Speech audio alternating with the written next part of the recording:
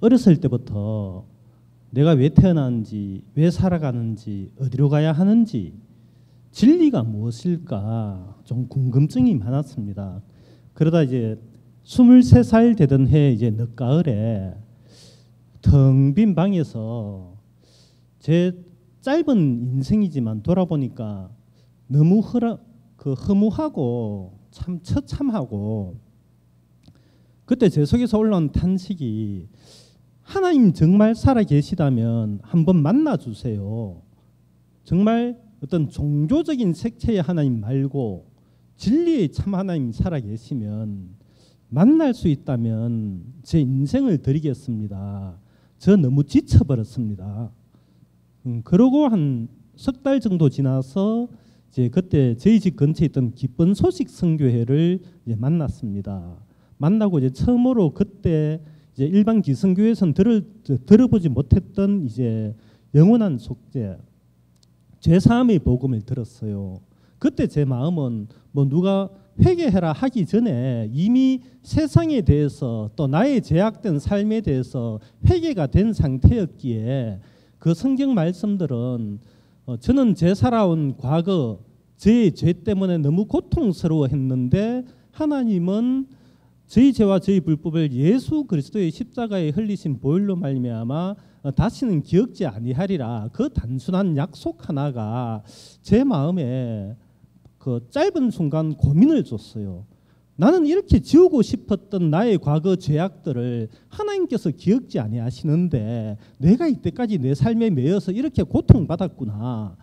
그런데 또 올라온 생각이, 내가 나를 보면 죄인이 분명한데 성경 말씀에서는 하나님께서는 이제 나의 모든 죄를 위해서 예수님께서 다 씻어 주셨다. 어느 것이 맞나 고민하다가 내가 내 모습 보고 평생 정죄하면서 살 것이 아니라 성경 말씀에서 하나님이 예수님을 통해서 내 죄를 씻었다고 하면 씻은 것이다고 인정이 되는 순간 제 마음에 그냥 하나님이 믿어졌어요. 제가 믿으려고 했는 것이 아니고, 요즘은 이제 그 선교회가 믿기만 하면 구원, 한번 구원받았으면 영원하다면서 뭐 회개도 안 하고 완전히 이제 너무 타락된 길로 가버렸지만, 그때까지만 해도 하나님께서 적어도 저에게는 그렇게 찾아와 주셨는데, 문제는 처음엔 너무 기쁘고 감사했지만 그곳에서 이제 선교학교를 가고 나름대로 이제 사역을 한 6년 5개월 하다 보니까 그 정말 하나님의 사람으로 믿었고 존경했던 그 목사님이 이제 자꾸 이제 변질되고, 그리고 거짓말을 해버리고 말을 바꾸고, 그리고 결정적인 것은 성경을 읽어보니까 성경 말씀과 선교의 가르침이 다른 것이 보이기 시작하더라고요. 그래서 결국은 저는 이제 내 뼈를 묻을 줄 알았던 선교였고, 모든 것을 다 드리고 더 드리고 싶어도 못 들어서 안타까워했던 그 선교회를 이제 빈손으로 저와 이제 제 아내가 이제 떠나고 말았는데, 그리고 이제 그 선교회를 떠나고 극심한 또 영적인 침체 안에 있다가 그 디옥 형제님이라고 이제 구원파 그분들을 가르치신 스승님을 이제 만났는데, 그때 디옥 형제님이 형제의 마음 안에 떠나온 단체나 누구를 향해서 원망이나 미워하는 마음이 있으면 그리스도의 사랑은 그 일을 할 수 없다, 형제 속에서 역사할 수 없다, 그 말씀을 해주셨는데, 그때 그 당시는 이게 안 받아들여지더라고요. 그러고 난 다음에 이제 킹 제임스 진영이나 그다음 이제 형제 모임을 거치면서 정말 성경대로 믿고 싶었고, 성경대로 어떤 신령하다는 사람들을 쫓아다니는 것이 아니고 오직 하나님 말씀대로 믿고 순종한 삶을 살고자 하는 그 마음을 주님께서 주셨는데, 지금도 오늘 이 간증이 뭐 어떤 사람이 진리를 향해서 찾고 나아갔다, 그것이 전달되어질 것이 아니라 하나님께서 제 마음에 하나님이 그 기쁘신 뜻을 위하여 원함도 주시고 행하기도 하시는 그 하나님이 나타나길 바라고, 믿음이 그 시작이요 완성자이신 예수 그리스도께서 나타나시길 바란 마음인데, 그렇게 말씀대로 이제 걸어가는 과정에서 킹 제임스 진영에서 그 통신 강좌로 세대주의 비밀 휴거를 두 군데서 계속 배웠고, 또 브레드린이라는 또 그 좋은 단체에서 성경대로 드리는 예배가 어떠한 건지 맛도 보았고 또 그곳에서 또 비밀 휴거에 대해서 철저하게 공부를 했어요. 대충 아는 것보다 정확하게 알자 싶어서. 그런데 그래서 제가 또 존경했던 그 딕 형제님이 2013년도 때인가 한국에 오셔가지고 어떤 충격적인 이야기를 하시냐면 그 예전에는 딕 형제님이 환란 전 비밀 휴거를 믿었는데 성경을 계속 읽고 성경대로 믿다 보니까 하나님께서 환란을 통과하고 환란을 통해서 정결하게 된 이후에 예수님 모신다는 이 마음을 계속 주신다. 지금 이 그리스도인들이 너무 나태하고 태만하고 안일하다. 이 상태로는 영원하신 하나님 앞에 도저히 설 수가 없다. 그러니까 환란을 통해서 그 정결케 되고 난 이후에 주님 앞에 선 것이 하나님의 말씀인 것을 보여주셨다. 그 수정을 해버리시더라고요.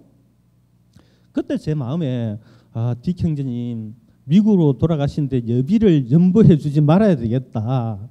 딕 형제님 삶은 존경하지만 교제를 끊어야 되겠다 할 정도로 저는 환란 전 비밀 휴거를 믿었어요. 믿었고 공부도 열심히 했고 또 다른 분이 이제 불안에 뜨는 것을 우리는 은혜 시대에 구원을 받았기 때문에 환란을 거치지 않고 비밀 휴거를 당한다 해서 제가 평안도 줬고 안심도 주고 그리 했기 때문에 전 환란을 통과하고 예수님 오신다는 것을 아예 부정해 버렸어요.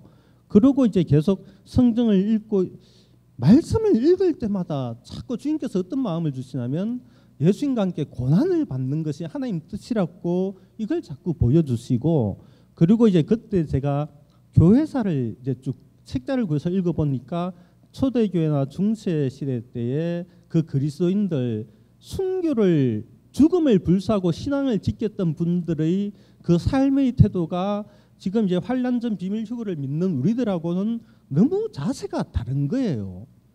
이게 왜 이럴까? 그러면서 이제 기도하고 또 말씀을 읽다 보니까 자꾸 이제 딕 형제님께서 말씀하셨던 환란을 거쳐서 우리가 정결하게 되고 예수님 오신다는 그 이제 말씀이 계속 이제 떠오른 거예요.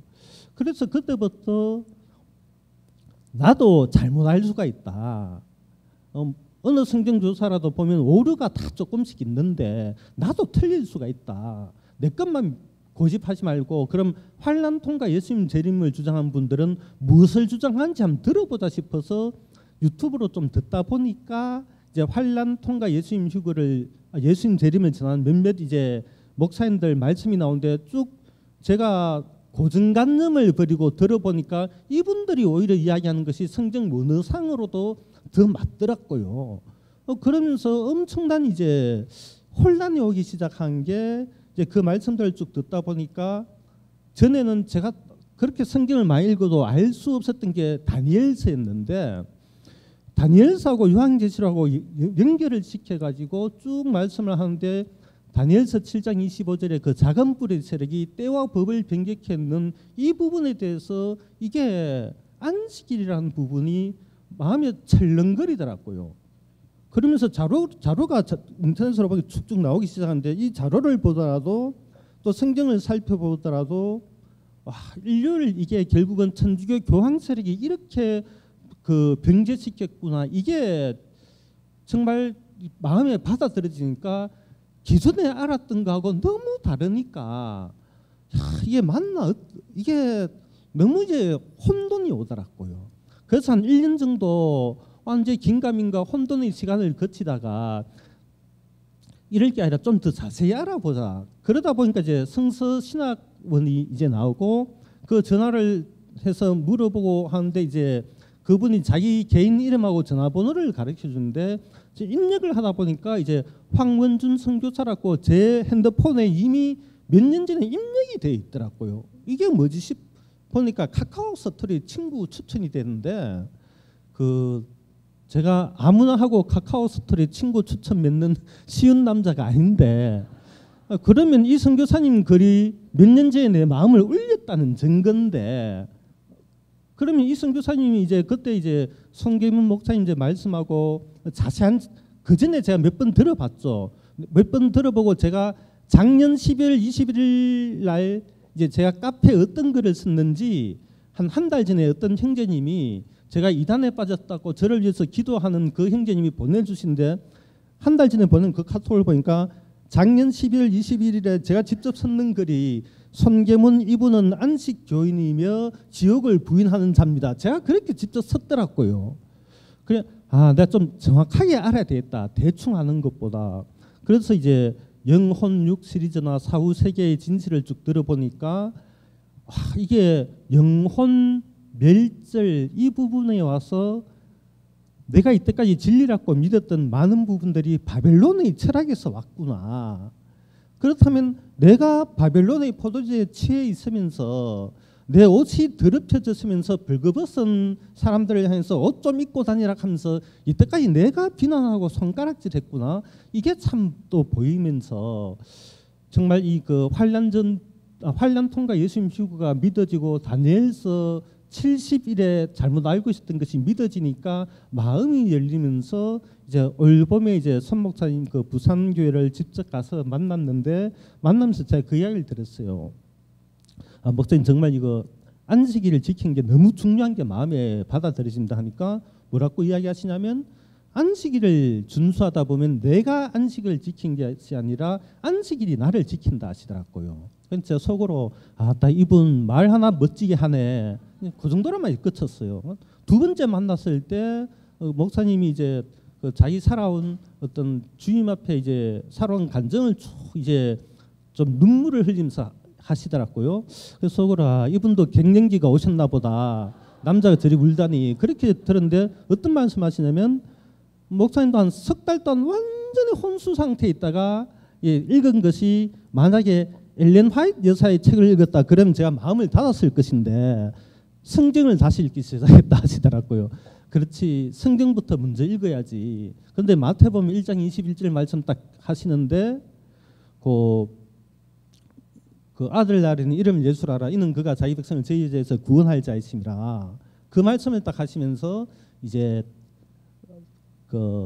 이 말씀이 마음에서 예수님께서 나를 죄에서 나의 모든 죄짐만 갖고 하신 분이 아니라 삶 속에서 죄에서 건지시는 예수님을 이야기하시는데 그렇지 나도 그 부분 예전부터 그래 뒷형님 교제를 통해서 알고 있었지.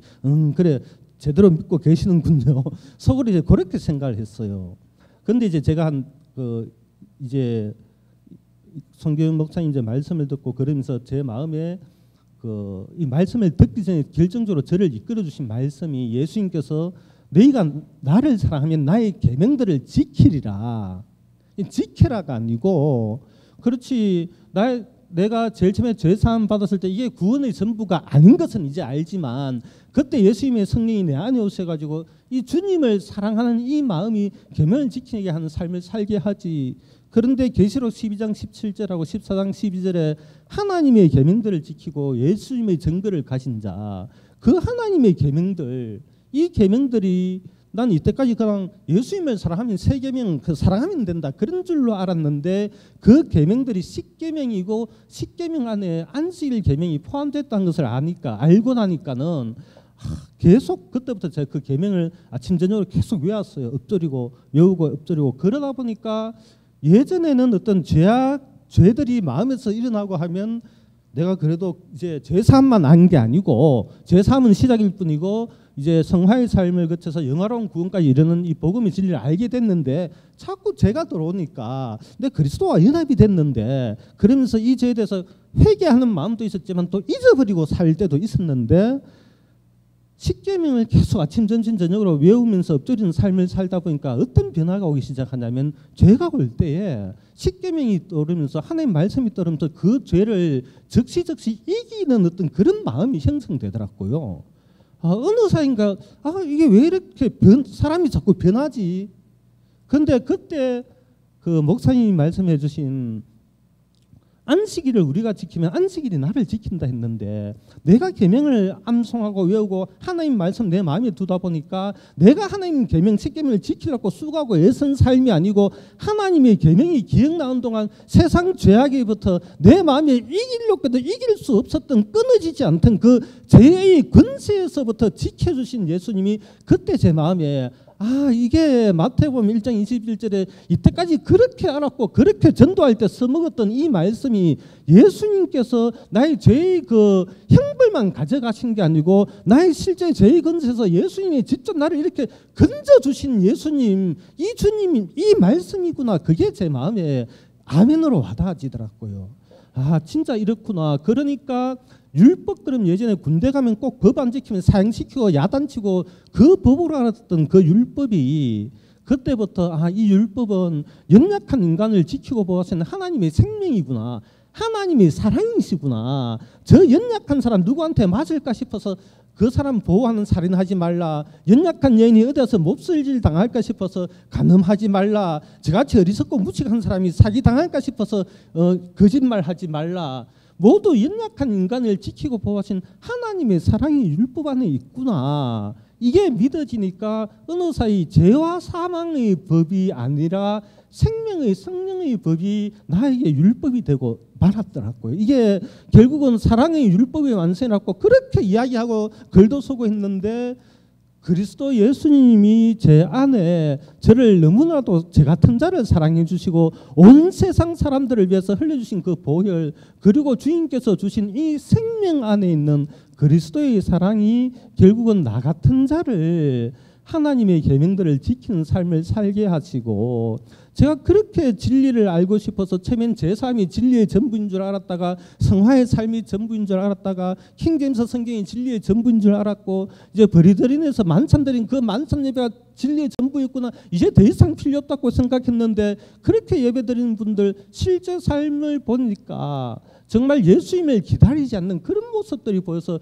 그렇다면 또 무엇이나 지겹다 지겨워. 이제 이 진리를 알았다면 또 다른 게 또 이게 진리라 하면서 나중엔 신천지 갔다 여호와진까지 갈 거 아닌가. 이랬던 의문들이 이 마지막 시간을 하나님의 계명들을 지키고 예수님의 증거를 가진 예수님의 믿음을 가진 분들과 함께 하는 모임이 어떤 것일까 이런 원함을 주님께서 주시고 그 주님께서 오늘 이 자리까지 이끌어 주셨고 마지막 날까지 이제 우리 예사랑 형제자매들 전 이제 왔지만 정말 이 안에서 보호받고 또 서로 교제 나누고 주님 오시는 그날까지 서로 세워주며 설사 목배임을 당한다 하더라도 전 너무 감사하다는 마음이 들어요. 저 같은 자를 이 하나님의 계명들을 지키고 이 계명을 지키는 삶이 율법 행위 구원론자가 아니고 예수님을 사랑하는 그 사랑의 힘이 이렇게까지 이끌어가고 마지막 날까지 그 사랑 안에서 발견되어질 우리 모두들이기 때문에 이렇게 큰 은혜를 베푸신 주님 앞에 감사함으로 간증드렸습니다.